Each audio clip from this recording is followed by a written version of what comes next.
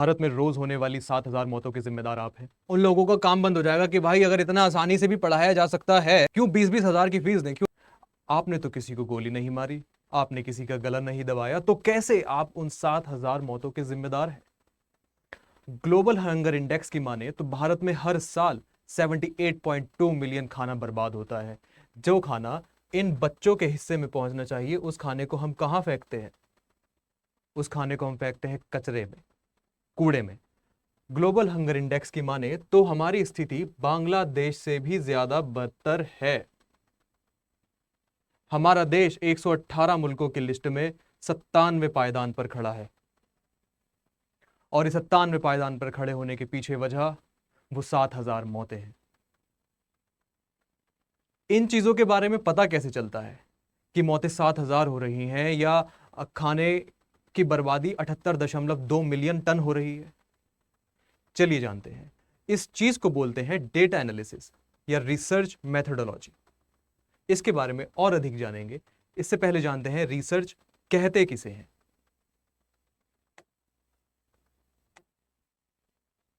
Research कहते किसे हैं? रिसर्च शब्द दो टर्म से मिलकर बना है। क्या क्या? री प्लस सर्च। रिसर्च यानी पुनः शोध। ये वो चीज होती है जिसके बारे में पहले से तो खोज की जा चुकी है, लेकिन फिर से उसके बारे में खोज की जा रही है। री एंड सर्च। आप किसी भी चीज की रिसर्च कर सकते हैं, किसी भी छोटी से लेके माइक्रो से लेके मैक्रो लेवल तक रिसर्च हो सकती है। उसके बारे में पहले सर्च किया जा चुका है, बट उसके बारे में जो पुनः शोध, पुनः निरीक्षण हो रहे हैं, उसको क्या कहा जाता है? रिसर्च। इसको हिंदी में भी लिखते हैं पुनः शोध। रिसर्च शोध या अनुसंधान किसी भी क्षेत्र में ज्ञान की खोज करना या विधिवत गवेषणा करना होता है।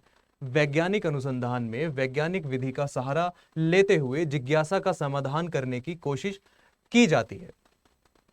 यदि आप किसी चीज से पूरा सेटिस्फाई नहीं है, आप जानना चाहते हैं उस चीज में और क्या क्या बातें हो सकती हैं, आप जानना चाहते हैं कि सूरज पे इंसान क्यों नहीं जा सकता, आप जानना चाहते हैं कि चांद पे इंसान बिना मास्क के, बिना किसी चीज के क्यों नहीं रहना चाहता, तो उस चीज की खोज क्या कहलाती है?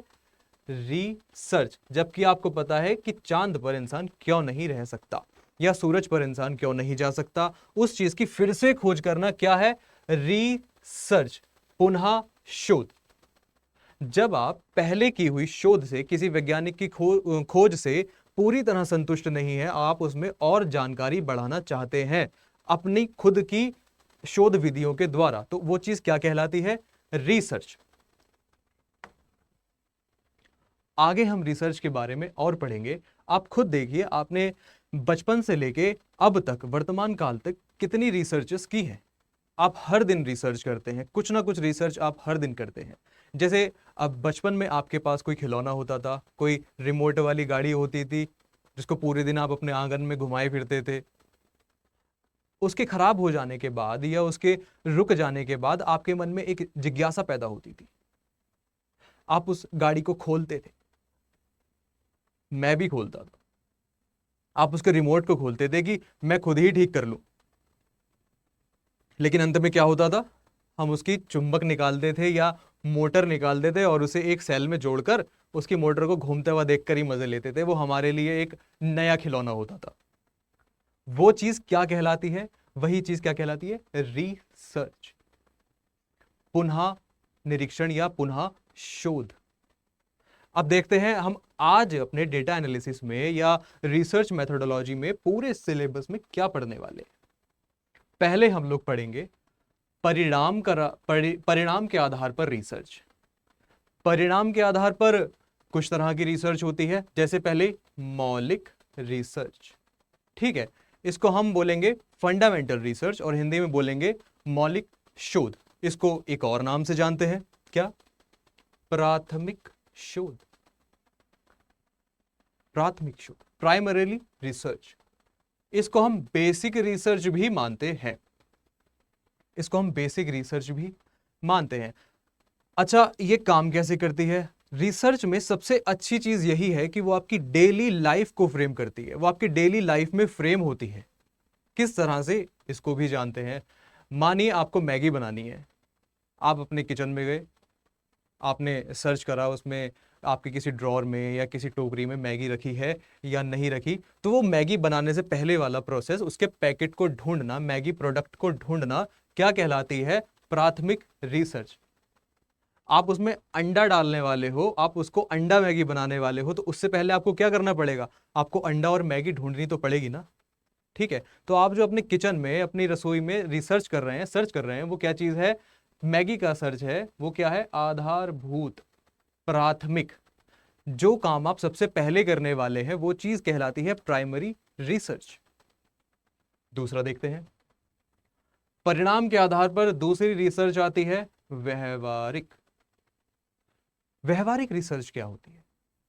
व्यवहारिक रिसर्च वो होती है जो आपके हर काम में इस्तेमाल होती है। इसका यूज, व्यवहारिक रिसर्च का या व्यवहारिक शोध का एक काम आपके मनोविज्ञान पर भी करता है। इसका इफेक्ट आपके मनोविज्ञान पर, आपकी साइकोलॉजी पर पड़ता है कि आपका बर्ताव कैसा है, आपका बिहेव कैसा है, आप लोगों के साथ बातचीत कैसे करते हैं, आप उनसे बातचीत करते हुए आपके हाथ पैर कैसे मूव करते हैं, आपकी आंखें कहाँ जा रही होती हैं, आपके होठ किस तरह खुलते हैं, या आप उनको किस तरह से घूर रहे होते हैं। यह है व्यवहारिक शोध। फिर आता है क्रियात्मक शोध। क्रियात्मक शोध क्या होता है? क्रियात्मक शोध और व्यवहारिक शोध कोई बहुत ज्यादा अलग नहीं है और बहुत ज्यादा एक भी नहीं है। ठीक है, क्रियात्मक शोध में क्या क्या रिसर्च की जाती है? आपके चलने का तरीका, आपके हाव भाव, क्या आप किसी को ऐसे घूर रहे हैं, या आप किसी के सामने ऐसे खड़े हैं, या आपको कोई अपना टीचर मिलता है तो भी आप उससे ऐसे कहते हैं, राजा वाला व्यक्तित्व है। ठीक है, ये सारी चीजें क्या हैं? ये क्रियात्मक शोध है, ये परिणाम के आधार पर की गई रिसर्चेज हैं। ओके, फिर आते हैं वर्णनात्मक डिस्क्रिप्टिव शोध पे। ठीक है, वर्णनात्मक शोध, डिस्क्रिप्टिव रिसर्च। वर्णनात्मक शोध, डिस्क्रिप्टिव रिसर्च, इसमें क्या होता है? Case study.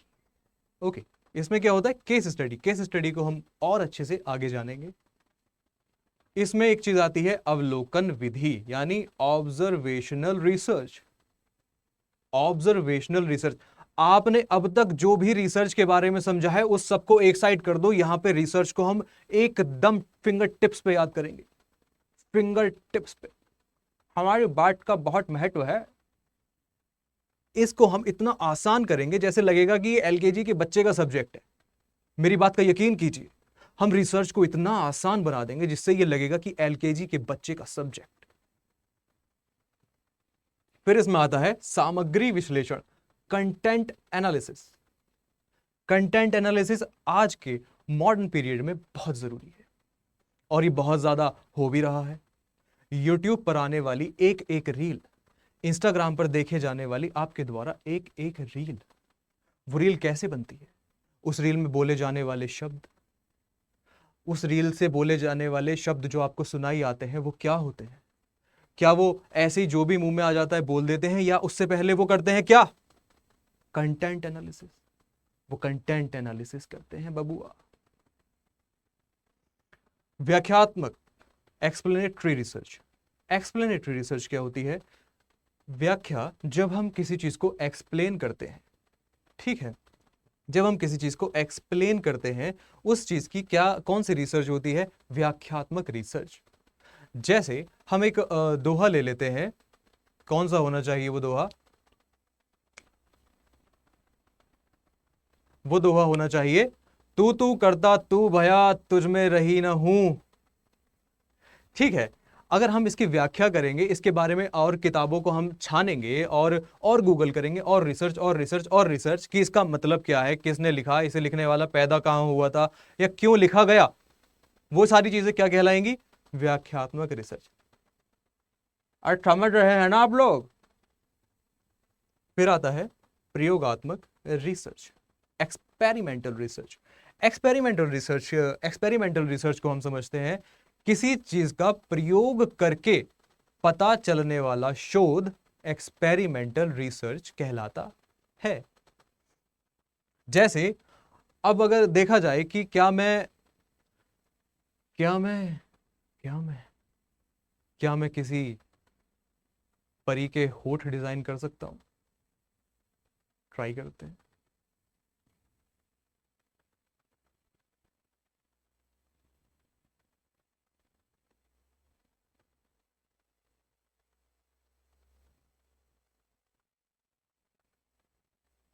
होठ जैसा तो लग रहा है, पर परी के होठ जैसा तो नहीं लग रहा है।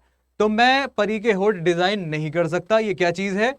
एक्सपेरिमेंटल रिसर्च भाई, प्रयोगात्मक शोध। फिर देखते हैं, रहने देते हैं, कलाकारी है भाई। फिर देखते हैं तर्क के आधार पर, बेसिस ऑफ नॉलेज। ठीक है, बेसिस ऑफ लॉजिक। नॉलेज के बेस पे भी है और लॉजिक के बेस पे भी है, क्योंकि लॉजिक वही देगा जिसके पास नॉलेज होगी। ठीक है, इसमें दो चीजें आती हैं, इंडक्टिव रिसर्च और डिडक्टिव रिसर्च। अब इंडक्टिव और डिडक्टिव रिसर्च क्या होती है, इसके बारे में आगे डिटेल में पढ़ेंगे। परेशान मत होइएगा, मैं बोल रहा हूं डेटा एनालिसिस रिसर्च मेथोडोलॉजी को फिंगर टिप्स पे खत्म कर देंगे हम लोग, मेरा भरोसा कीजिए। फिर आता है प्रक्रिया के आधार पर। प्रक्रिया के आधार पर सबसे पहले हम देखते हैं मात्रात्मक रिसर्च को। ठीक है, मात्रात्मक शोध, क्वांटिटेटिव रिसर्च। मैं बोलता हूं मात्रात्मक रिसर्च, भाई हम अपने हिंदी के वर्ड को अकेला क्यों छोड़े? अब मात्रात्मक शोध बोलते हैं तो उसको शुद्ध हिंदी समझ के लोग छोड़ते हैं, अरे यार ये तो बड़ा डिफिकल्ट होने वाला है। इसलिए मैंने इसको क्या करा, मात्रात्मक रिसर्च। रिसर्च भी जुड़ गया और मात्रात्मक भी। इसको हम इंग्लिश में कहते हैं क्वांटिटेटिव रिसर्च। फिर आता है गुणात्मक रिसर्च, क्वालिटेटिव रिसर्च।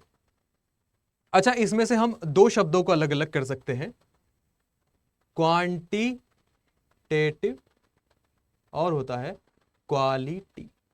ठीक है, इसमें हम दो शब्द हमें क्या मिल रहे हैं, मात्रा और गुण। मात्रा और गुण, ये दो तरीके की रिसर्च है, जिसमें एक शोध हम करते हैं मात्रा के आधार पर, दूसरा शोध हम करते हैं गुणों के आधार पर। बुझे ना? फिर आता है गुणात्मक शोध में कुछ अपनी विधियां हैं, समूह केंद्रित विधि, प्रत्यक्ष अवलोकन, गहन साक्षात्कार, घटनाजन्य।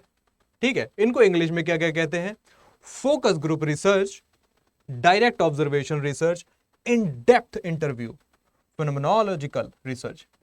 अच्छा, इसमें हम ये सब तो आगे समझेंगे, लेकिन इन डेप्थ इंटरव्यू, आपने डेप्थ सुना है, डेप्थ को कहते हैं गहराई।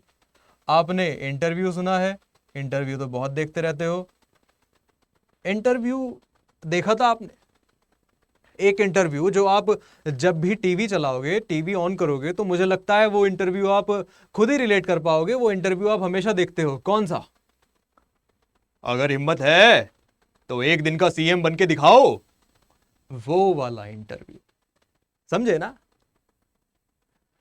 फिर आता है घटनाजन्य, फेनोमेनोलॉजिकल रिसर्च। इसे भी हम आगे बहुत इन डेप्थ समझें। फिर आता है आपका लास्ट में नंबर 7, मिश्रित शोध, मिश्रित रिसर्च, यानी मिक्स्ड रिसर्च। इसको खाली मिक्स्ड भी बोलते हैं। अच्छा, इसको मिक्स्ड बोलने के पीछे कारण क्या है और इसको अंतिम में रखने का कारण भी क्या है? इसको मिक्स्ड हमने इसलिए बोला क्योंकि इससे पहले जो भी रिसर्च आपके पास आई है, उन सभी रिसर्चेस को करके जो जो परिणाम मिलता है, वो परिणाम क्या होता है? मिश्रित रिसर्च का ही परिणाम होता है।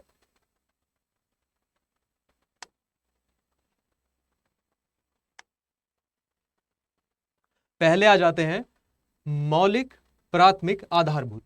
ये इसके ही अलग अलग पर्यायवाची हैं।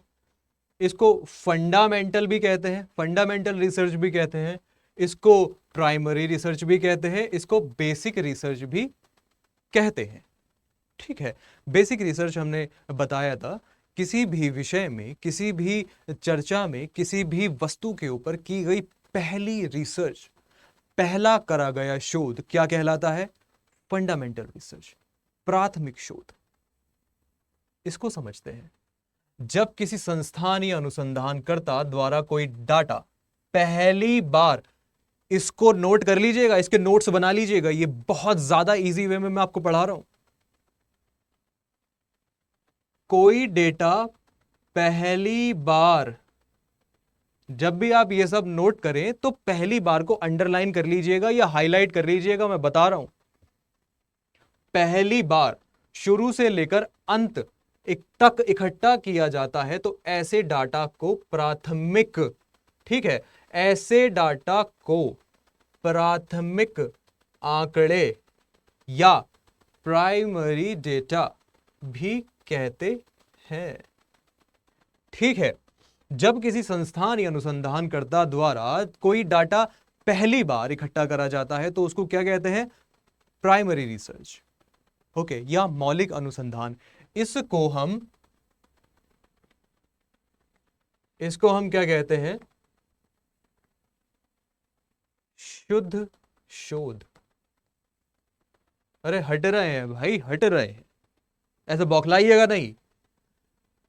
इसको हम क्या कहते हैं? शुद्ध शोध। इसको शुद्ध शोध भी कहते हैं, शुद्ध यानी प्योर, क्योंकि ये प्योर रिसर्च होती है, इसमें कुछ भी।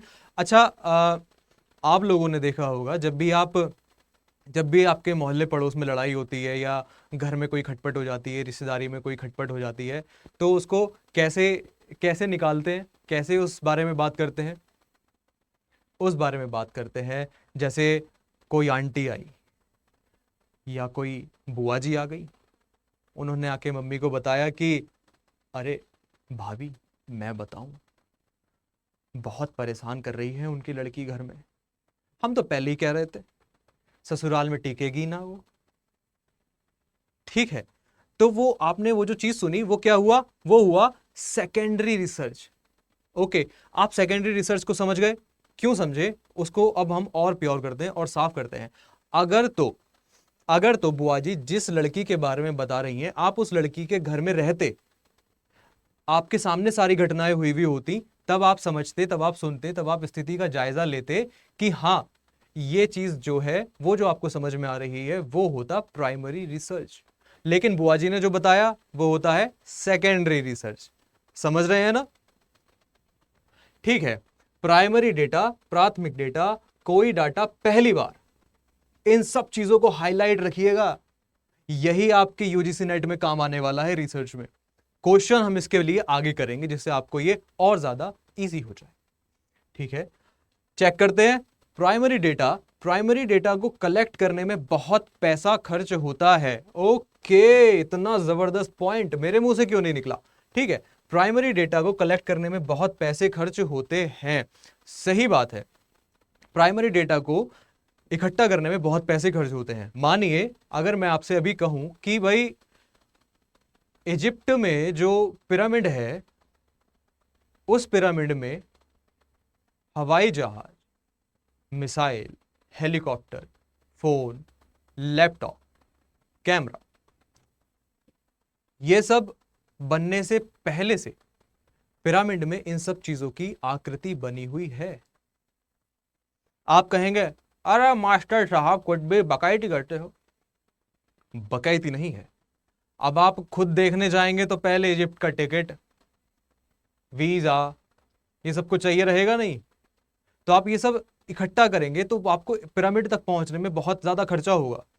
ठीक है, इसीलिए बोला गया कि प्राइमरी डेटा को कलेक्ट करने में बहुत पैसा खर्च होता है। वो बिल्कुल सही बात है।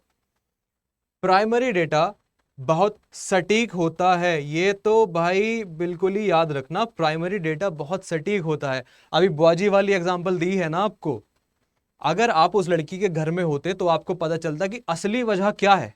क्या वो ससुराल वाले उसे परेशान कर रहे हैं, या उसका पति उसे परेशान कर रहा है, या वो खुद ही बकलोल है। आपको ये चीजें कब समझ में आती? जब आप वहां होते, जब आप प्राइमरी डेटा कलेक्ट कर रहे होते। ठीक है, प्राइमरी डेटा बिल्कुल सटीक होता है, उसमें कुछ भी मिक्स नहीं होता है। फिर आते हैं, प्राइमरी डेटा बहुत उपयुक्त होता है। देखिए ये वही चीज है, उपयुक्त होता है और सटीक होता है। प्राइमरी डेटा बहुत ही उपयुक्त और सटीक होता है, इसको ऐसे भी कर सकते हैं। क्लियर? फिर आते हैं, प्राइमरी डेटा बहुत विश्वसनीय होता है।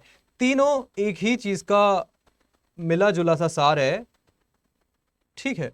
जैसे भगवत गीता का सार क्या है? यदा यदा ही धर्मस्य ग्लानिर् भवति भारत अभ्युत्थानम धर्मस्य तदात्मान सृजाम्यहम्, ठीक है। वो भगवत गीता का सार है। इसी तरह मौलिक, प्राथमिक, आधारभूत, शुद्ध, प्योर, बेसिक, फंडामेंटल रिसर्च का सार क्या है?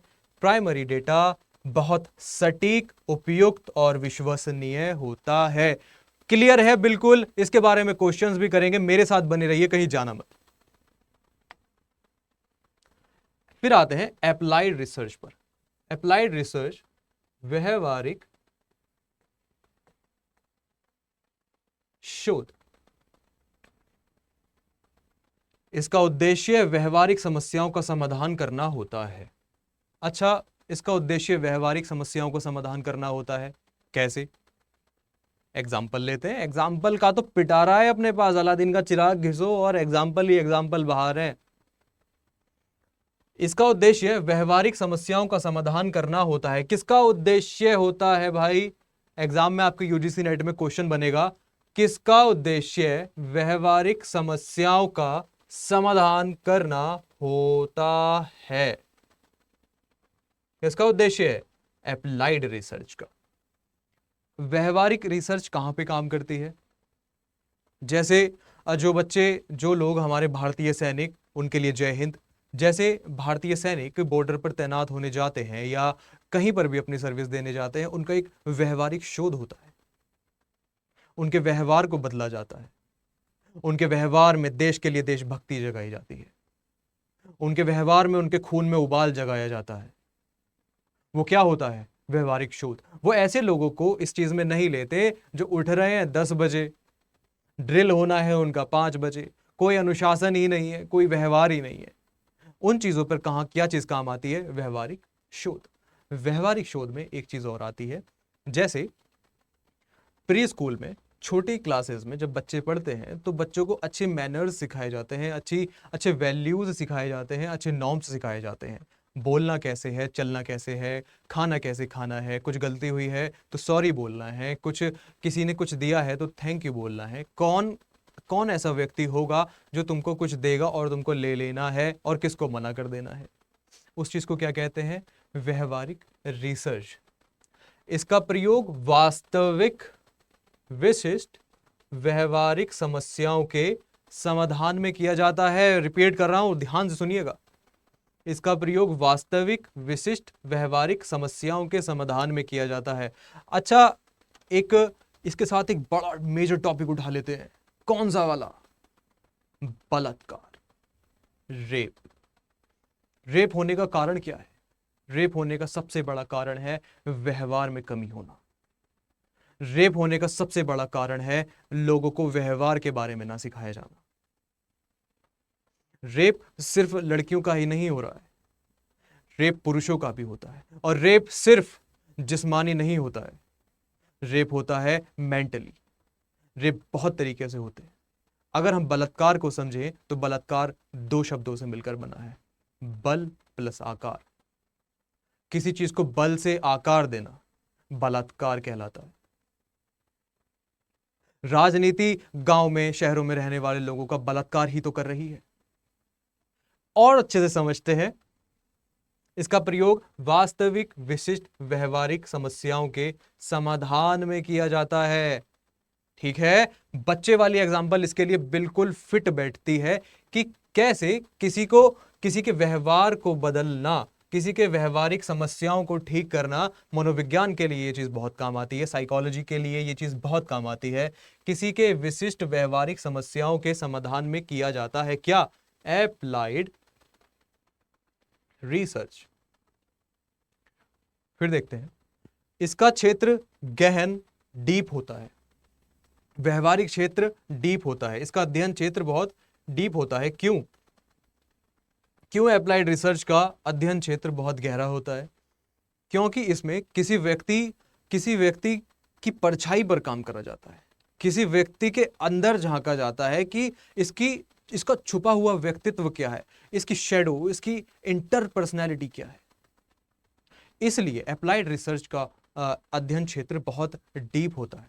ये किसी के लिए एकदम भी करा जा सकता है और किसी के बारे में से करने में पूरा दिन, साल, 2 साल, 3 साल, 4 साल, 5 साल भी लग सकते हैं। जैसे जैसे 26/11, 26/11 हम भारतीयों को नहीं भूलना चाहिए। जैसे 26/11 में कसाब ने समुद्र के रास्ते आकर मुंबई में हमला किया था और लोगों की जान ली थी।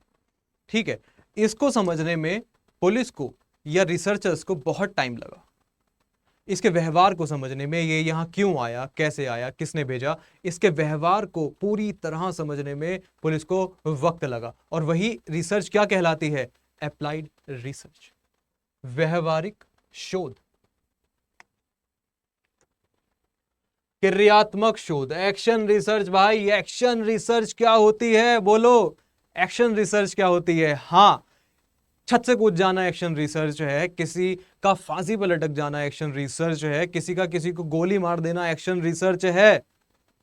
एक्शन रिसर्च, क्रियात्मक अनुसंधान, किसी भी समस्या का तत्काल या त्वरित समाधान हेतु होता है। क्या बात है, हेतु मुझे ऐड करना चाहिए, तो इस पे सूट कर रहा है। हेतु, क्रियात्मक अनुसंधान किसी समस्या का तत्काल त्वरित समाधान होता है। तत्काल किसी समस्या का समाधान करना हो, जैसे स्कूल में आने वाले बच्चे बहुत शोर कर रहे हैं, या कोई ऐसी चीज है जिसका समाधान आपको अभी के अभी चाहिए भाई, अभी के अभी चाहिए। जैसे आपने किसी कंपनी से टीवी लिया, फ्रिज लिया, कोई भी ऐसी चीज ली जिसकी गारंटी 1 से 2 साल, 3 साल, 4 साल है, लेकिन वो आपके घर जाने के बाद 5 दिन में खराब हो गई या 5 घंटे में खराब हो गई। उस चीज का आपको तत्काल समाधान चाहिए भाई, अभी के अभी चाहिए, अभी चाहिए।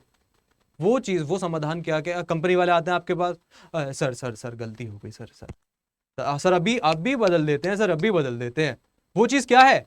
वो चीज क्या है? वो चीज है तत्काल समाधान, तत्काल समाधान।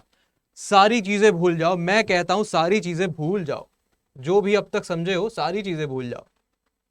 नेट क्लियर करना है तो तुमको यहां पे इतना इजी वे में पढ़ना ही होगा, वो भी रिसर्च मेथोडोलॉजी, डेटा एनालिसिस, तत्काल समाधान। ठीक है, क्रियात्मक शोध क्या है? तत्काल समाधान। तत्काल समाधान क्या है? क्रियात्मक शोध ही तत्काल समाधान है। और क्रियात्मक शोध क्या है? क्रियात्मक शोध को अगर 2 वर्ड में बताना हो तो क्या है? तत्काल समाधान। फिर आते हैं, क्रियात्मक अनुसंधान केवल वही व्यक्ति कर सकता है जो उस समस्या से प्रत्यक्ष रूप से जुड़ा होता है। भाई साहब क्या कह दिया, इसे इसे इसे क्या दे, इसको भाई, इसको हार्ट देते हैं। क्या बात है, क्रियात्मक अनुसंधान केवल वही व्यक्ति कर सकता है जो उस समस्या से प्रत्यक्ष रूप से जुड़ा होता है। जैसे अभी हमने टीवी वाला एग्जाम्पल करा था, या मान लेते हैं आपके गांव में लड़ाई हुई, भाई खूब चौके चल गए, ईंटें चल गई, सिर फट गए। ठीक है, उसमें से आपके किसी मित्र का भी कोई नुकसान हो गया, उसने आपको बुला लिया, आप पहुंचे, पुलिस आ गई, पुलिस से बहस कर रहे हैं, अभी चाहिए हमें, अभी अभी समाधान चाहिए, अभी जेल में लेके जाओ, पटे बजाओ, उस पे डंडा बजाओ तलवों पे। ठीक है, और अगर आपका पक्ष मजबूत है तो वो कानूनी कार्रवाई उसके लिए करेंगे भी। तो वो कानूनी कार्रवाई उस वक्त के लिए तत्काल की गई कानूनी कार्रवाई क्या है? क्रियात्मक अनुसंधान केवल वही व्यक्ति कर सकता है जो उस समस्या से प्रत्यक्ष रूप से जुड़ा है। प्रत्यक्ष रूप से उस समस्या से कौन जुड़ा है? आप और वो लड़ाई वाला पक्ष, क्योंकि आप वही मौजूद थे। ठीक है, क्लियर है? ऐसे भाई, ऐसे डेटा एनालिसिस ऐसे खत्म कर देंगे।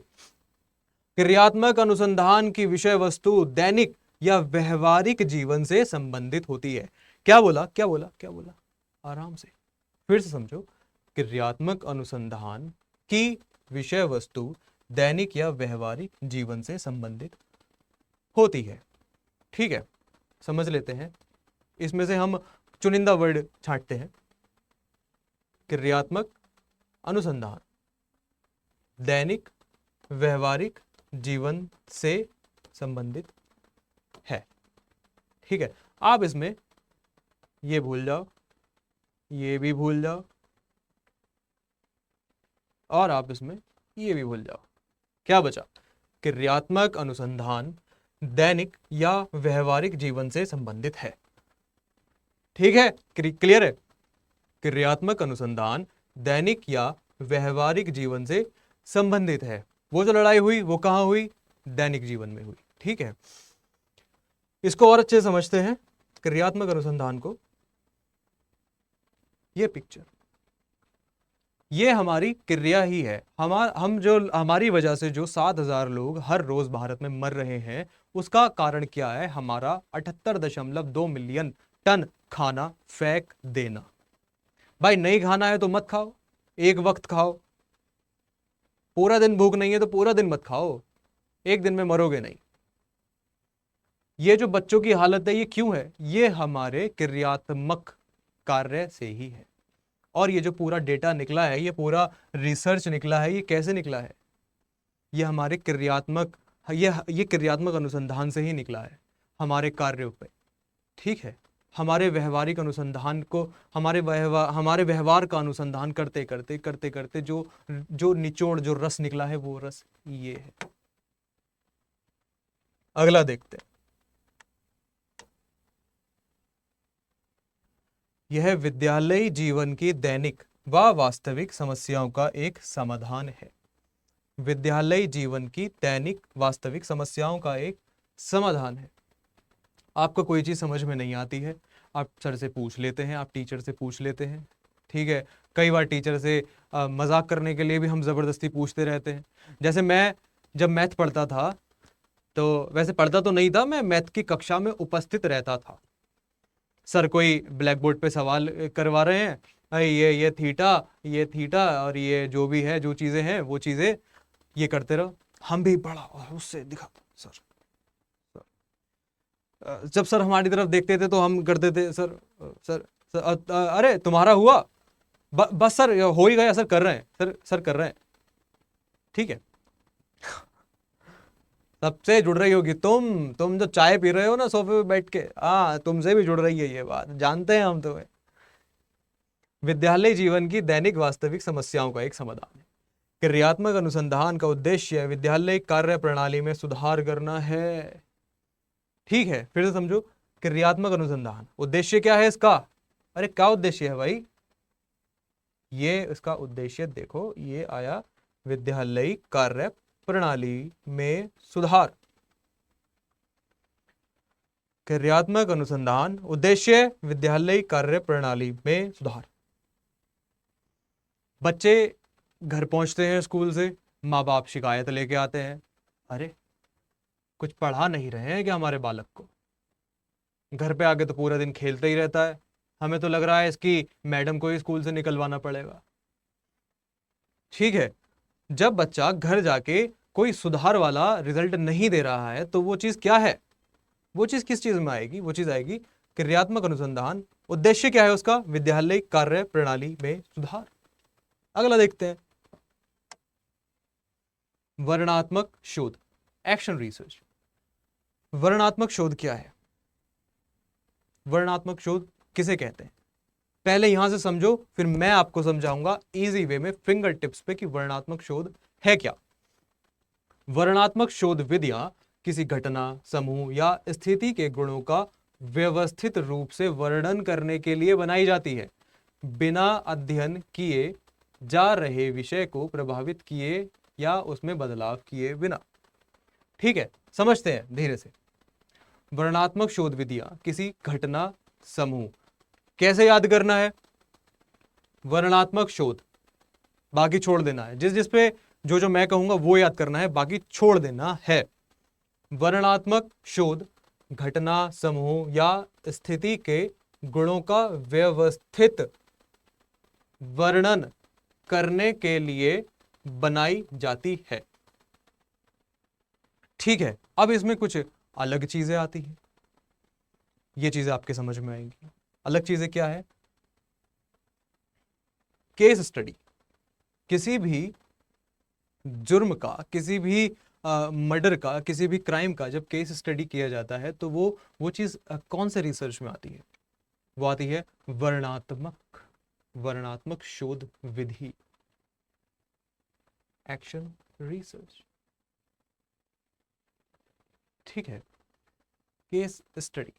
इस विधि में शोधकर्ता किसी भी विशिष्ट मामलों, व्यक्ति, समूह या संगठन का गहन और विस्तृत विश्लेषण करते हैं। इसमें साक्षात्कार, अवलोकन या दस्तावेज समीक्षा के माध्यम से गुणात्मक डेटा एकत्र किया जाता है। ठीक है, क्या कहना चाहते हैं? देखिए, केस स्टडी, केस स्टडी में हम माने, जैसे एग्जाम्पल के लिए मैंने बोला ना, तुम्हारे भाई के पास अलादीन का चिराग है, अलादीन का चिराग घिसे और एग्जाम्पल बाहर, हुकुम मेरे आका।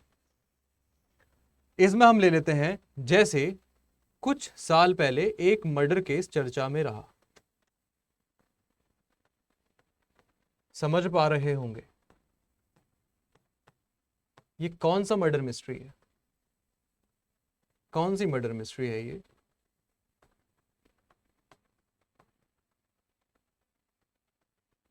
ओके, ऐसी बातें हमें करना पसंद ही नहीं है, और देखो बोर्ड भी साथ नहीं दे रहा है।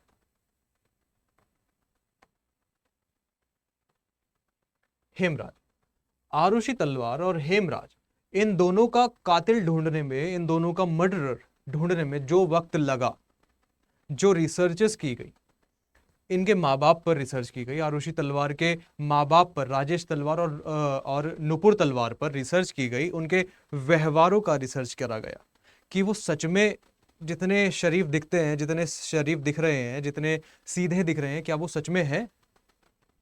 क्या कहीं ऐसा तो नहीं कि उन्होंने ही अपनी बेटी का कत्ल किया हो, उन्होंने ही अपनी बेटी का गला दबाया हो या उसके पेट में चाकू मारा हो?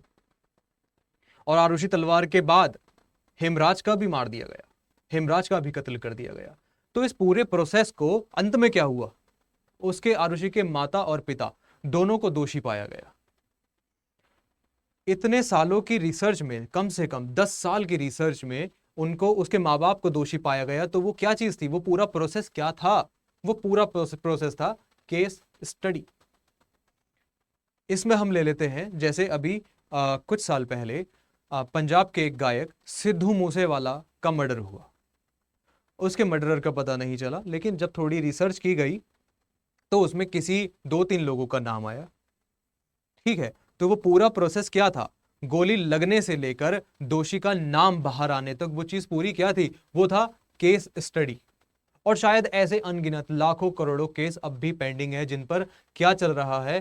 Case study.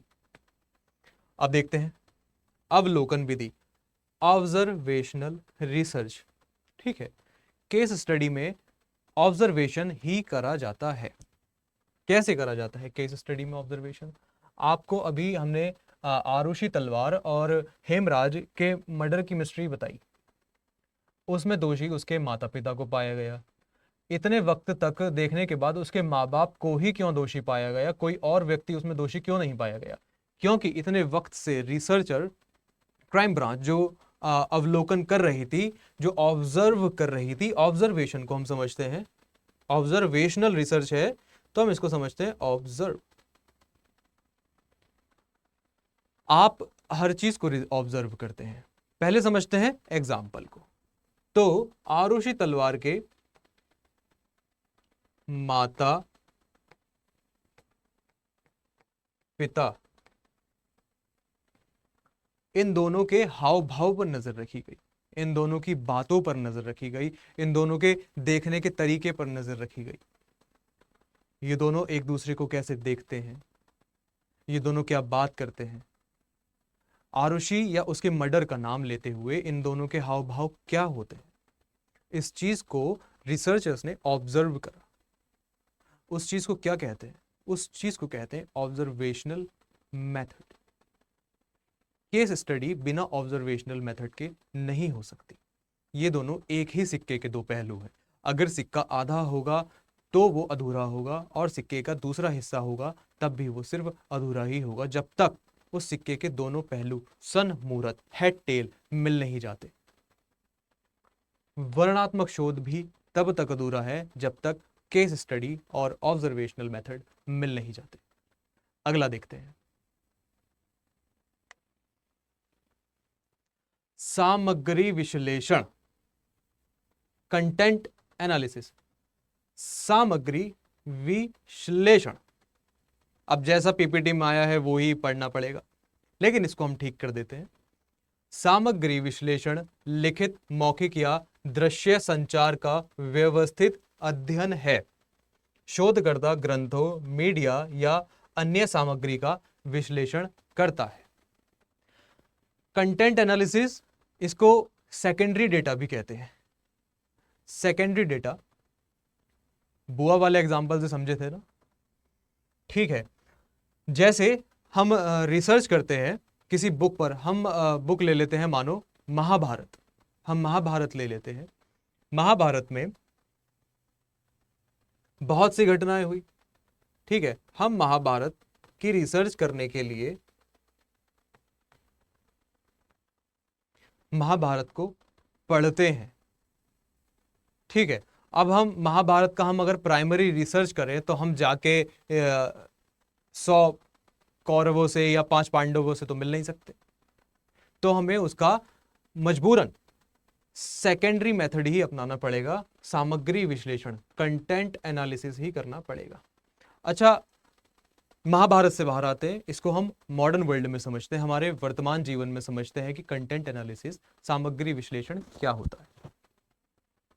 जैसे आपको मानो आप रोज फोन चलाते हैं, रील्स देख रहे हैं भाई, सटापट, आप देख रहे हैं भाई शॉर्ट देख रहे हैं, सटापट, तो वो एक एक शॉर्ट, जो एक एक अच्छा शॉर्ट आपके पास आ रहा है, इंफॉर्मेटिव शॉर्ट आ रहा है, तो क्या लगता है किसी ने, जनाब ने मोबाइल निकाला और बोलना शुरू कर दिया, फला जगह हुए दंगे, 700 लोग घायल, 5 की मृत्यु।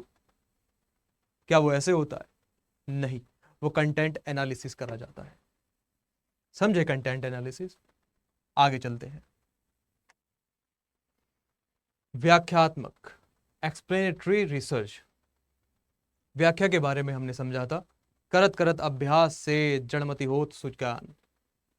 अच्छा, उसको सुजान पढ़ते हैं, वो सुजान नहीं है, वो है जड़मति होत सुज्ञान, यानी अच्छी नॉलेज, गुड नॉलेज। इसमें एक स्थिति या घटना के 2 पहलुओं के बीच कैसे और क्यों जैसे सवालों का जवाब देने की कोशिश की जाती है। इसमें एक स्थिति या घटना के 2 पहलुओं के बीच कैसे और क्यों की जैसे सवालों का जवाब देने की कोशिश की जाती है, बरखुरदार। अच्छा, समझते हैं। स्थिति, घटना, 2 पहलू के बीच कैसे और क्यों का जवाब देने की कोशिश की जाती है। जैसे मान लीजिए बुलेट मोटरसाइकिल लेके जा रहे हैं रोड पे से, किसी ठेले वाले में मार दिए, उसका तो ठेले का तो कुछ नहीं हुआ, आपके चोट लग गई। घर पहुंचते हैं, बापू पूछते हैं क्या रे? अच्छा, वो तो आपके पिताजी अगर अमरीश पुरी हुए, दादाजी अमरीश पुरी हुए, तो वो आपसे कैसे पूछेंगे? क्यों, क्या हुआ? आ गए चोट खा के? चले तो बड़े लाट साहब बन गए थे। हाँ, तो वो क्या चीज होगी? आपको एक स्थिति, उस चोट लगने से वो चोट कैसे लगी और क्यों लगी, इस घटना का जवाब देने की कोशिश क्या कहलाएगी? व्याख्या। वो आपसे पूछेंगे बताओ इसके बारे में। देखते हैं, उदाहरण देखते हैं। तैयारी के बाद भी परीक्षा का तनाव क्यों? तनाव की वजह से हृदय रोग की उत्पत्ति कैसे? यह सब आप लोगों को पता है। तैयारी के बाद परीक्षा का तनाव क्यों होता है और उस तनाव से हृदय रोग की उत्पत्ति कैसे होती है। इसके बारे में एक और चीज, इस परीक्षा में आपको तनाव लेने की कोई जरूरत नहीं है अगर आप इस प्लेटफॉर्म पर, द सोशियोलॉजिकल स्पेस पर मौजूद हैं। अगर आप स्पेस से बाहर निकले, अगर आप सोशियोलॉजिकल स्पेस से बाहर निकले तो आपके लिए तनाव लेना बहुत जरूरी हो जाएगा और हृदय रोग बने ये मैं नहीं चाहता। इसलिए इस सेट पर, इस द सोशियोलॉजिकल स्पेस पर बने रहिएगा। मेरा वादा है हम यूजीसी नेट जेआरएफ क्लियर करके निकलेंगे। अगला देखते हैं, प्रयोगात्मक एक्सपेरिमेंटल रिसर्च। एक्सपेरिमेंटल रिसर्च फिर से करते हैं वही, रिमोट वाली कार तोड़ के देख लिया, मोटर देखी, उसकी चुंबक देखी, ठीक है। प्रयोगात्मक पद्धति के माध्यम से जो निष्कर्ष प्राप्त होते हैं वे वैध तथा विशुद्ध होते हैं। इस विधि के माध्यम के से किए जाने वाले अध्ययनों के आधार पर भविष्यवाणी की जा सकती है। समझ रहे हैं कैसे? अब जैसे टेस्ला को ले लेते हैं, इलॉन मस्क की कंपनी टेस्ला यहां पर ईवी कार्स बना रही है। मतलब यहाँ नहीं, भारत में नहीं बना रही है, लेकिन भारत में भी बहुत जल्दी आएगी और भारत में अपनी ईवी कार्स बन रही है। ईवी यानी इलेक्ट्रिक व्हीकल। ऐसा नहीं है कि उससे प्रदूषण नहीं होगा, उससे जब आने वाले समय में प्रदूषण होगा तो पेट्रोल और डीजल से होने वाले प्रदूषण का तो विकल्प है भी, लेकिन ईवी से होने वाले प्रदूषण का विकल्प भी नहीं होगा। ठीक है, तो भविष्यवाणी कैसे होती है? जैसे अब इलॉन मस्क का ही एग्जाम्पल आया है तो हम उसको अच्छे से समझते हैं। जैसे इलॉन मस्क ने अपना रॉकेट बनाया, वो स्पेस में जाकर वापस भी आ जाएगा और फिर से जाने लायक रहेगा। इलॉन मस्क या वो स्पेस एक्स कंपनी कहती है कि ये वापस जाएगा, फिर धरती पर आएगा और फिर वापस जाने की स्थिति में रहेगा। वो उनको कैसे पता? एक्सपेरिमेंट से। वो चीज क्या कहलाती है? Experimental research. घर से आपके माता पिता कहीं जाते हैं या आप कहीं ऐसी जगह होते हैं जहां आपसे ये बोला जाए कि इस चीज को हाथ मत लगाना, उसी चीज को हाथ लगाते हैं। सिर के बल मत खड़े होना, आप सिर के बल खड़े होंगे। आप अपनी जीभ से पैर के अंगूठे को छू सकते हैं? नहीं छू सकते। हाँ छू सकते हैं। इन दोनों बातों में अगर आप इन दोनों को करके देखेंगे तो वो क्या होगा? Experimental research. और भी इसके बड़े बड़े एग्जाम्पल हैं, लेकिन मैं कह रहा हूं हमें इसको सरल करके देखना है। फिर आता है सार्वभौमिकता। सार्वभौमिकता को मैं बता देता हूं, इसको कहते हैं यूनिवर्सैलिटी। ठीक है, सार्वभौमिकता क्या होती है कि कोई भी एक्सपेरिमेंटल रिसर्च करा जाता है उसमें सार्वभौमिकता होती है। ठीक है, जैसे 1 लीटर के जार में आप 1 लीटर के खाली जार में आप 1 लीटर दूध डालेंगे, वो देख रहा है कि इसमें आएगा या नहीं, तो आपने 1 लीटर दूध डाला तो आप देखेंगे कि हाँ इसमें आ गया। आप ये रिसर्च यहाँ पर खड़े होकर कर रहे हैं तो भी इतना ही आएगा। आप इस रिसर्च को 5000 किलोमीटर दूर जाके करेंगे या 14000 किलोमीटर दूर जाके करेंगे तो भी रिजल्ट सेम ही आएगा। एक्सपेरिमेंटल रिसर्च में सार्वभौमिकता होती है। इस चीज को याद रखिएगा। अगर आपके यूजीसी नेट में क्वेश्चन बनता है कि एक्सपेरिमेंटल रिसर्च की, प्रयोगात्मक शोध विधि की खासियत क्या है, तो आपको क्या करना है? वो सार्वभौमिक होता है, यूनिवर्सल होता है। ठीक है, सूरज पूरब से निकलता है, वो चीज क्या है? यूनिवर्सल। आगे देखते हैं, इंडक्टिव रिसर्च और डिडक्टिव रिसर्च, आगमनात्मक विधि और निगमनात्मक विधि। ये बहुत ज्यादा इसको आज तक ऐसे पढ़ाया गया है कि ये बहुत ही कठिन चीज है, बहुत ही कठिन टॉपिक है, लेकिन ऐसा नहीं है अगर आपको मैं पढ़ा रहा हूं तो। अगर आप दी सोशियोलॉजिकल स्पेस में पढ़ रहे हैं तो ये आपके लिए बिल्कुल भी कठिन नहीं है। जानते हैं कैसे? आगमनात्मक इंडक्टिव रिसर्च ये एक मनोवैज्ञानिक विधि है। इंडक्टिव रिसर्च एक साइकोलॉजिकल मेथड है। वहीं निगमनात्मक विधि ये मनोवैज्ञानिक विधि नहीं है। ऐसे समझा है कभी? नहीं समझा। आज समझो, लिख लो, दिमाग में गांठ बांध लो इस चीज की। ये मनोवैज्ञानिक विधि है, ये मनोवैज्ञानिक विधि नहीं है। इस विधि के द्वारा अध्ययन करने में समय कम लगता है। अरे समय कम लगता है, लेकिन तुमको कैसे पढ़ाया गया है? नहीं भाई साहब ये तो रॉकेट साइंस है, बाल नोच लो अपने। ऐसा नहीं है, बहुत इजी करके पढ़ेंगे। इंडक्टिव रिसर्च, इस विधि के द्वारा अध्ययन करने में समय कम लगता है। इस विधि में समय अधिक लगता है, इंडक्टिव में समय कम लगता है और डिडक्टिव में समय अधिक लगता है। कितना अंतर है? समय अधिक और समय कम। तीसरा देखते हैं। यह विधि बालकों में आधारभूत ज्ञान विकसित करती है। यह रटने का विरोध करती है। यह विधि रटने पर बल देती है और बालकों को सिद्धांतों के सही संप्रत्यय स्पष्ट नहीं हो पाते। कितना भाई, कितना प्यारा वर्ड है, संप्रत्यय। आहा, ऐसा लगता है किसी राजकुमारी के मुंह से किसी राजकुमार के लिए शब्दों के फूल झड़ रहे हैं। संप्रत्यय। और देखते हैं। बालकों में आधारभूत ज्ञान विकसित करती है। यह कहती है कि अगर तुमको तैरना सीखना है, अगर तुमको तैरना सीखना है तो मुझे तैरता हुआ मत देखो, जाओ कपड़े खोलो और कूद पड़ो। इंडक्टिव रिसर्च क्या कहती है? इसको तुम खुद इंडक्ट करो। अगर तुमको तैरना सीखना है, अगर तुमको तैरना सीखना है तो जाओ पानी में कूद पड़ो, हाथ पैर मारो, तुम सीखोगे। हाथ ऐसे ऐसे चलाओ। शेर भी तैरना सीख गया है, कुत्ता भी तैरना सीख गया है, बिल्ली भी तैरना सीख गई है। क्या उनका कोई गुरु था? क्या उन्हें किसी ने सिखाया? नहीं। ये रटने का विरोध करती है। ठीक है, डिडक्टिव क्या करती है? ये रटने का विरोध करती है। ये विधि रटने पर बल देती है। ठीक है, रटने का विरोध करती है कौन? यह विधि रटने पर बल देती है। कौन रटने पर बल देती है भाई? ये जो है, ये पार्ट है इसका। ठीक है, रटने का विरोध करती है। क्या ये ऐसे जाएगा? नहीं जाएगा। क्या ये रटने का विरोध करती है? हाँ भाई, इंडक्टिव रिसर्च रटने का विरोध करती है और प्रयास पर बल देने को कहती है। यह विधि रटने पर बल देती है और बालकों को सिद्धांतों के सही संप्रत्यय स्पष्ट नहीं हो पाते। ठीक है, डिडक्टिव मेथड क्या कहता है? डिडक्टिव मेथड कहता है कि मैं तैरूंगा, तुम मुझे देखो। ठीक है, डिडक्टिव मेथड क्या कहता है? मैं तैरूंगा, तुम मुझे देखो। और बच्चा समझ नहीं पाता कि ये सर तो कूद गए भाई, ये तो कूद गया गोताखोर बन के बड़ा, अब मैं क्या करूं?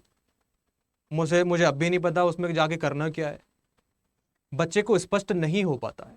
ठीक है, फिर होता है यह आविष्कार अनुसंधान विधि पर आधारित है। ठीक है, आविष्कार, ये क्रिएटिविटी पर आधारित है। इंडक्टिव मेथड क्रिएटिविटी पर काम करता है। जैसे अभी तैरने वाली एग्जांपल ले लेते हैं, फिर से ले लेते हैं, बच्ची एग्जांपल है। ये आविष्कार को मानता है। जैसे अगर तुमको तैरना है, तैरने में उसको सीधा तैरना है। अब कोई कहे कि सीधा ही तैर सकते हैं, भाई तुम इंडक्टिव का यूज करो, तुम उल्टा तैर के देख लो, पैर मारो पानी में, तुम पीछे की तरफ जाओगे। ठीक है, यह विधि विषय के प्रायोगिक व सैद्धांतिक पक्ष दोनों पर बल देती है। ठीक है, इंडक्टिव रिसर्च विषय के प्रायोगिक सैद्धांतिक पक्ष दोनों पर बल देती है। इसको एक्सपेरिमेंट भी करा जा सकता है और ये थ्योरी, ये दोनों के पक्ष पर बल देती है कि मैं जो बोल रहा हूं कि तुम्हें पानी में कूदना है और हाथ चलाने हैं, ये इस बात पर भी बल देगा तुम पानी में जाकर कूदो और ऐसे ऐसे हाथ पैर चलाओ। ये इन दोनों बातों पर बल देती है। अब आते हैं इंडक्टिव रिसर्च पे। यह विधि पहले से ज्ञात नियम व सिद्धांतों की पुष्टि की विधि है। ये एक तरीके से रिसर्च को समझने का बहुत बढ़िया उदाहरण है। जी हाँ, यह विधि पहले से ज्ञात, ठीक है, यहां से समझते हैं, पहले से ज्ञात नियम व सिद्धांतों की पुष्टि की विधि है। पहले से कोई नियम बना हुआ है, जैसे मानो आपको मोटरसाइकिल चलानी है तो आप मोटरसाइकिल ऐसे ही तो चलाओगे। ठीक है, आप ऐसे तो मोटरसाइकिल चलाओगे नहीं, है ना, कि ऐसे रेस दे रहे हैं, वो नहीं होगा। ये पहले से ज्ञात नियम सिद्धांतों की पुष्टि करना है। जैसे न्यूटन ने 3 लॉज दिए, अब वो 3 लॉज ठीक है या गलत है, वो काम करते भी हैं या नहीं, इस बात की पुष्टि करना क्या कहलाता है? Deductive research. फिर आते हैं मात्रात्मक शोध पर, क्वांटिटेटिव रिसर्च। गुणात्मक और मात्रात्मक शोध डेटा एकत्र करने और उसका विश्लेषण करने के दो अलग अलग तरीके हैं। इसमें दो चीजें आई हैं, देखो, गुणात्मक और मात्रात्मक। गुण और मात्रा। गुणों के शोध में हम किसी व्यक्ति या किसी वस्तु के गुणों पर चर्चा करते हैं। मात्रात्मक शोध में हम किसी वस्तु के मात्रा पर चर्चा करते हैं। जैसे आपने देखा होगा टीवी पर शो आते हैं, इंडियन आइडल आता है, डांस इंडिया डांस आता है, या कोई भी ऐसे शोज आते हैं, तो वो क्या करते हैं, वो व्यक्ति की, वो उस कैंडिडेट के गुणों पर नजर डालते हैं। वो देखते हैं कि उसका सुर कितना अच्छा है, उसके डांस फॉर्म्स कितने अच्छे हैं, वो कंटेम्प्रेरी कितना अच्छा करता है, वो बैले कितना अच्छा करती है। इन सब चीजों पे नजर, उसकी क्वालिटी पर नजर डालता है कौन? गुणात्मक रिसर्च। क्वालिटेटिव रिसर्च वही मात्रात्मक शोध कि तुम में उस गुणों का परसेंट कितना है। ये सारे रिसर्च एक दूसरे से इंटरकनेक्टेड हैं, एक दूसरे से मिले हुए हैं। समझते हैं। मात्रात्मक शोध का उपयोग अनुभवों, व्यवहारों को मापने, उनकी मात्रा निर्धारित करने के लिए किया जाता है। चूंकि इसमें मात्रा है, ठीक है, तो ये जांचते हैं कि किसी कैंडिडेट में, किसी व्यक्ति में कितना अनुभव है, उसका बिहेवियर कैसा है, उसको मापो और उसकी मात्रा निर्धारित करते हैं। ठीक है, जैसे कोई व्यक्ति गाने गया और वो अपने सुर में ही ज्यादा करता है, या वो अपने सुर में सा ही ज्यादा करता है, तो वो उसकी मात्रा को ठीक करेंगे, वो उसके सा को ठीक करेंगे कि ये सा ज्यादा है, वो उसके आ को ठीक करेंगे कि वो आ ज्यादा है या कम है। ओके, फिर देखते हैं। मात्रात्मक शोध लोगों के अनुभव और व्यवहारों को मापता है और परिमाणीकरण करता है। परिमाणीकरण, इतना भारी शब्द। ये क्या करता है? देखो, मात्रात्मक शोध लोगों के अनुभवों, ठीक है, एक चीज पॉइंट, व्यवहारों को मापता है और उनका परिमाणीकरण करता है। वो लोगों के अनुभवों को, एक्सपेरिमेंट्स को, आप अपना रिज्यूमे बनाते हो, अपना सीवी बनाते हो, उसमें आपके सीवी का वजन किस चीज से बढ़ता है? आपके एक्सपीरियंसेस से, आपके अनुभवों से। ठीक है, आपका व्यवहार वो मापते हैं, आपके व्यवहार में क्या चीज ज्यादा है, आपके व्यवहार में क्या चीज कम है, वो इन चीजों को मापते हैं। ओके, फिर देखते हैं। इससे हम निम्नलिखित बातों को समझने में मदद मिल सकती है। कुछ व्यवहारों का प्रचलन। ठीक है, इसमें क्या होता है, मात्रात्मक शोध में क्या होता है? विभिन्न चरों के बीच संबंध और विभिन्न हस्तक्षेपों का प्रभाव। आपके व्यवहार में जो आपकी बोली है, आपके हाथ पैर हैं, आपका हाथ पैर चलाने का तरीका है, आपका एसेंट है। जैसे फिल्मों में किसी बिहार के व्यक्ति को दर्शाना हो तो उसमें आईएएस नहीं दर्शाया जाता, उसमें डीएम नहीं दर्शाया जाता, उसमें दिखाते हैं तो क्या, अरे अरे कैसन बा, तुम तो हमारे मित्र हो ना, तुमको कहीं देखल बहेल? कहाँ देखल बहेल ससुरा, याद नहीं क्या रहा। ठीक है, तो उसमें वो मात्रा को जांचते हैं, वो उसमें व्यवहारों को जांचते हैं कि इसमें कितना व्यवहार, कौन से प्रदेश का, कौन सी जगह का, इसकी बोली में क्या टच है, वो सारी चीजें क्या आती हैं? आपकी मात्रात्मक शोध। फिर देखते हैं इसमें, हाँ, इसमें हम संबंधों को देख रहे हैं ना। ठीक है, हस्तक्षेपों का प्रभाव, वही मैंने जो बताया कि आपकी बोली में किस किस चीज का प्रभाव है, किस किस चीज का इंपैक्ट है, किस किस चीज का हस्तक्षेप है, किस किस चीज ने अपना हाथ उसमें घुसेड़ रखा है, वो चीज क्या कहलाती है? आपका मात्रात्मक शोध के अंतर्गत आता है। फिर आता है आपका गुणात्मक शोध। गुणात्मक शोध, इन सबको नोट कर लीजिएगा, या आपके एग्जाम में UGC net, NTA UGC net JRF clear करने के लिए आपका रिसर्च मेथोडोलॉजी क्लियर होना बहुत जरूरी है। और खास तौर पर मेरा फोकस उन लोगों पर भी है, हाँ, तुम जो बहुत कह रहे थे ना कि सर ये वाला तो हमसे होगा ही नहीं, डेटा एनालिसिस और रिसर्च मेथोडोलॉजी तो होगी ही नहीं, हमारी बिल्कुल ही गोबर है। नहीं, यहां से समझो, मास्टर्स वाले, पीजी करने वाले बच्चों के लिए ये लेक्चर इतना ज्यादा हेल्पफुल है कि जब तुम्हारे सामने परीक्षा की कॉपी रखी होगी तब तुम समझोगे कि हाँ भाई वहां से पढ़ के आए हैं, द सोशियोलॉजिकल स्पेस से। इसमें टेक्स्ट, चित्र, ऑडियो रिकॉर्डिंग शामिल है। गुणात्मक शोध का उद्देश्य लोगों के अनुभवों, इन कीवर्ड्स को याद रखना, ठीक है, इन कीवर्ड्स को याद रखिएगा। गुणात्मक शोध उद्देश्य, गुणात्मक शोध का उद्देश्य लोगों के अनुभवों और व्यवहारों का अर्थ अपने शब्दों में समझना है। जैसे इंडियन आइडल में कोई भी व्यक्ति आता है, अगर वो कहे कि मैं इतने संघर्षों से गुजर के आया हूं या ऐसा है वैसा है, तो एक व्यक्ति है उसमें जो अच्छी पहियों वाली कुर्सी पर बैठता है एक काउंटर के पीछे, वो रोने लगता है। ठीक है, वो रोने वाला व्यक्ति आप समझ सकते हैं कौन है। अपने शब्दों में समझना कि तुम इतना संघर्ष करते हो, भाई संघर्ष कौन नहीं करता है, वो तो फिर भी ऑटो चलाता है, उसका बाप तो फिर भी ऑटो चलाता है, उससे पूछो जिसका बाप तो है ही नहीं, क्या वो संघर्ष नहीं करते? वो भी संघर्ष करते। अपने अपने शब्दों में समझना, वही चीज ये कह रहे हैं। चेक करते हैं, लोगों के कार्यों के पीछे प्रेरणाएं, इसको एलोबरेट करने की जरूरत नहीं है, आपको पता है। उनके निर्णयों को प्रभावित करने वाले कारक और उनके अनुभवों का प्रभाव।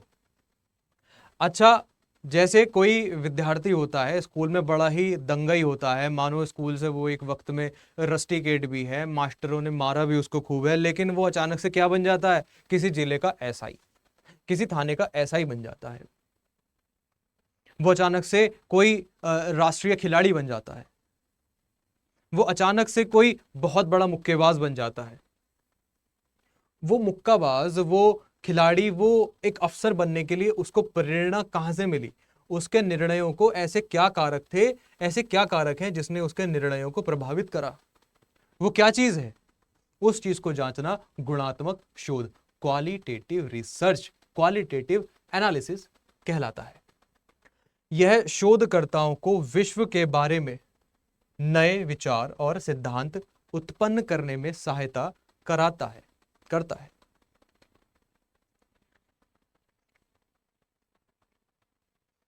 यह शोधकर्ताओं को विश्व के बारे में नए विचार, सिद्धांत उत्पन्न करने में सहायता करता है। कौन? Qualitative research.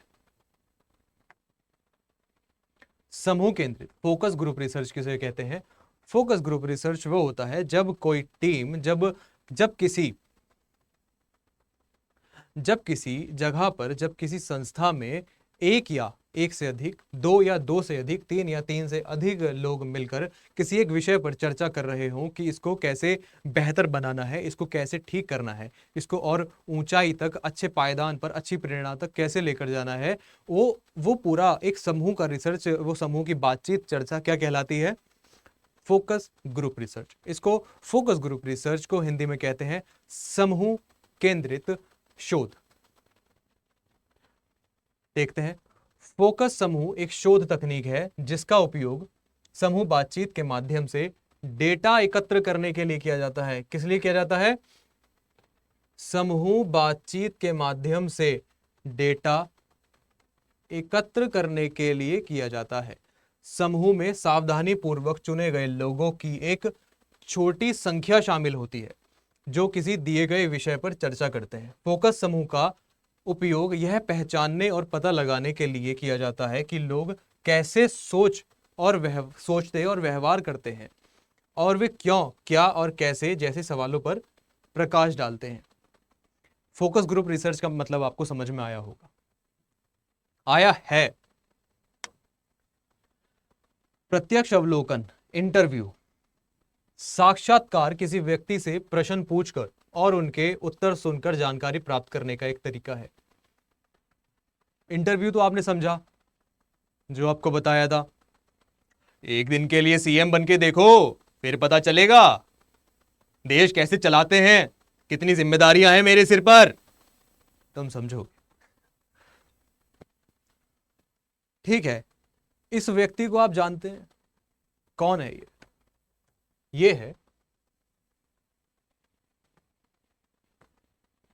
है आमिर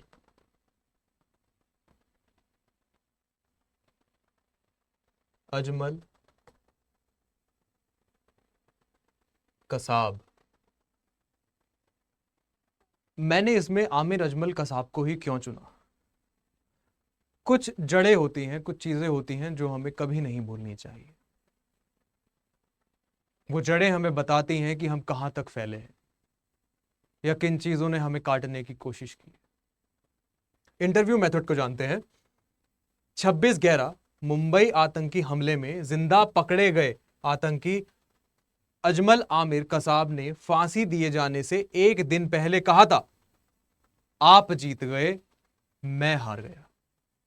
क्या बोला था कसाब ने कि आप जीत गए, मैं हार गया? ये उसके फांसी वाला दिन था। लेकिन ये बात आई कैसे, ये बात बाहर आई कैसे? इस बात को बाहर लाने वाला जो मेथड था वो था इंटरव्यू। इसका इंटरव्यू किसने लिया था ये जांचते हैं।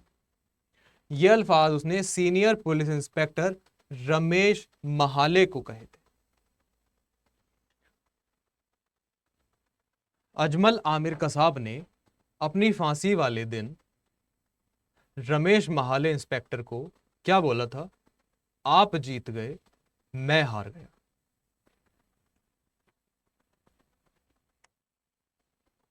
फिर आता है गहन साक्षात्कार, इन depth interview research. In depth, एक तो इंटरव्यू रिसर्च होती है कि हम आमने सामने बात कर रहे हैं, हम कन्वर्सेशन कर रहे हैं, भाई तुम्हारा नाम क्या है, मेरा नाम तो ये है, अच्छा कहाँ रहते हो, मैं तो यहां रहता हूं, काम क्या करते हो, जी मैं वो शिल्पा शेट्टी के घर पे जी खाना बनाता हूं। शिल्पा शेट्टी के बारे में कुछ पूछेंगे तुमसे, ठीक है। एक तो ये हुआ सिंपल इंटरव्यू। अब अगर वो किसी चीज के बारे में किसी व्यक्ति से कोई व्यक्ति बहुत ज्यादा गहराई में पूछता है, इन डेप्थ इंटरव्यू का इस्तेमाल सबसे ज्यादा, इन डेप्थ इंटरव्यू का प्रयोग सबसे ज्यादा मनोविज्ञान में किया जाता है। इन डेप्थ इंटरव्यू का सबसे ज्यादा प्रयोग मनोविज्ञान में किया जाता है। जैसे तुम इधर देखो, यही करा जाता है इन डेप्थ इंटरव्यू में। व्यक्ति से जानकारियां निकाली जाती हैं, उसके अंदर की बातें निकाली जाती हैं। एक वो साइड होती है जब वो अपना नाम, पता, मोबाइल नंबर, पिता का नाम, काम, कहाँ रहता है वो बताता है। एक वो होता है कि वो यहां तक कैसे पहुंचा, या वो अंदर ही अंदर क्या चाहता है। क्या वो प्रधानमंत्री बनना चाहता है? भाई हो सकता है वो प्रधानमंत्री बनना चाहता हो। क्या वो बहुत बड़ा डांसर बनना चाहता है लेकिन उसकी तो टांगे नहीं है? क्या वो बहुत बड़ा भारतीय क्रिकेट टीम का खिलाड़ी बनना चाहता है लेकिन उसके हाथ नहीं है? ये बातें वो बाजार में हर किसी से या घर में हर किसी से तो कहेगा नहीं व्यक्ति। ऐसे गहरे इंटरव्यूज को क्या कहा जाता है? इन डेप्थ इंटरव्यू। जो व्यक्ति के सबकॉन्शियस माइंड को पढ़ा जाए, उसके सबकॉन्शियस माइंड की बातों को बाहर लाया जाए, उससे पूछ पूछ कर उसके दिमाग में घुसा जाए, उस वाले इंटरव्यू को क्या कहते हैं? Interview research. In depth interview research. Interview research simple होता है, इन डेप्थ, उसकी गहराई में जाना, वो थोड़ा कॉम्प्लेक्स मामला होता है। एक गुणात्मक शोध तकनीक है जिसमें शोधकर्ता प्रतिभागियों के साथ आमने सामने बातचीत करता है ताकि उनके अनुभवों, विचारों, दृष्टिकोणों को विस्तार से समझा जा सके। आप इन डेप्थ इंटरव्यू का मतलब समझे। फिर आते हैं सबसे लास्ट पे, मिश्रित शोध विधि। ठीक है, मिक्स्ड रिसर्च। मिक्स्ड रिसर्च क्या होती है? हमने सबसे पहले फंडामेंटल से पढ़ा, ठीक है। फंडामेंटल या प्राइमरी रिसर्च से हमने पढ़ा कहां तक? हमने पढ़ा इन डेप्थ इंटरव्यूज तक। ये सारे 1 से लेकर 6 तक, ये सारे मेथड्स एक दूसरे से इंटरकनेक्टेड हैं, एक दूसरे से मिले हुए हैं। ये सब एक दूसरे से मिल जाते हैं तो उसको क्या बोलेंगे? मिक्स। लास्ट में आने वाला रिसर्च मेथड क्या है? मिश्रित रिसर्च मेथड। ये आपको कोई नहीं बताने वाला, क्योंकि ये अगर आपको कोई बता देगा तो उनकी दुकान बंद हो जाएगी, उन लोगों का काम बंद हो जाएगा कि भाई अगर इतना आसानी से भी पढ़ाया जा सकता है तो फिर हम ऐसे बड़े बड़े तरीकों पे पढ़े क्यों? क्यों 20-20 हजार की फीस दें? क्यों 30-35 हजार की फीस दें यूजीसी नेट के लिए? हम यहाँ यूजीसी नेट को बहुत आसान तरीकों से पढ़ेंगे। ये इसमें अभी आप पढ़ेंगे थिंकर्स को तो हम फिंगर टिप्स पे पढ़ेंगे, ठीक है। एक शोध विधि है जो गुणात्मक, क्वालिटेटिव और मात्रात्मक, क्वांटिटेटिव दोनों प्रकार के डेटा को एक साथ एकत्रित, विश्लेषण और व्याख्या करके शोध प्रश्न का अधिक व्यापक और संपूर्ण उत्तर देने के लिए उपयोग की जाती है, ठीक है। आप आसानी से समझे ना, मिश्रित रिसर्च में क्वांटिटेटिव, क्वालिटेटिव दोनों के गुण शामिल होते हैं। किसी व्यक्ति की क्वालिटीज भी उसमें देखी जाती हैं, किसी व्यक्ति की क्वालिटीज की क्वांटिटी भी उसमें देखी जाती है। वो रिसर्च क्या कहलाती है? वो रिसर्च मिक्स्ड रिसर्च कहलाती है, ठीक है। और जानते हैं? अरे पढ़ा दिए हैं क्या? इतना पता ही नहीं चला। अच्छा, आने वाले टाइम के लिए देखते हैं। आपके यूजीसी नेट के सिलेबस में सबसे पहला टॉपिक है क्लासिकल सोशियोलॉजिकल ट्रेडिशन। उसमें 3 थिंकर्स हैं, कार्ल मार्क्स, एमाइल दुर्खाइम और मैक्स वेबर। इन सबको आसान करने के लिए मैंने एक फॉर्मूला डिजाइन किया है जिसको मैंने नाम दिया है दी ट्रायो। क्या नाम दिया है? दी ट्रायो। ट्रायो ही नाम क्यों दिया है? क्योंकि ये 3 थिंकर्स हैं। जांचते हैं कौन कौन कौन है भाई। पहले तो है कार्ल मार्क्स, ठीक है। दूसरे हैं एमाइल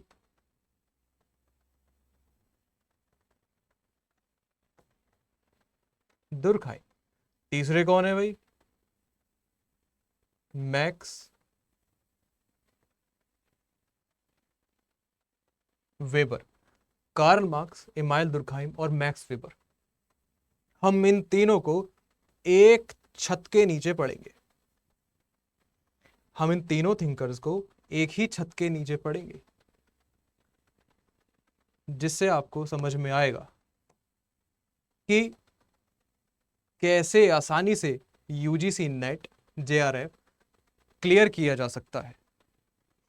इन तीनों की रचनाओं, इन तीनों की पुस्तकों को लेके मेरे पास अलादीन का चिराग है, जिसको घिसेंगे तो पता चलेगा कैसे इनकी किताबों को बहुत आसानी से याद कर सकते हैं। कार्ल मार्क्स की होली फैमिली से लेकर मैक्स वेबर के एशियन जुडाइज्म तक हम सारी किताबों का अध्ययन करेंगे। बने रहिए मेरे साथ। मेरा नाम है अंकित कुमार। आप देख रहे थे दी सोशियोलॉजिकल स्पेस। Thank you.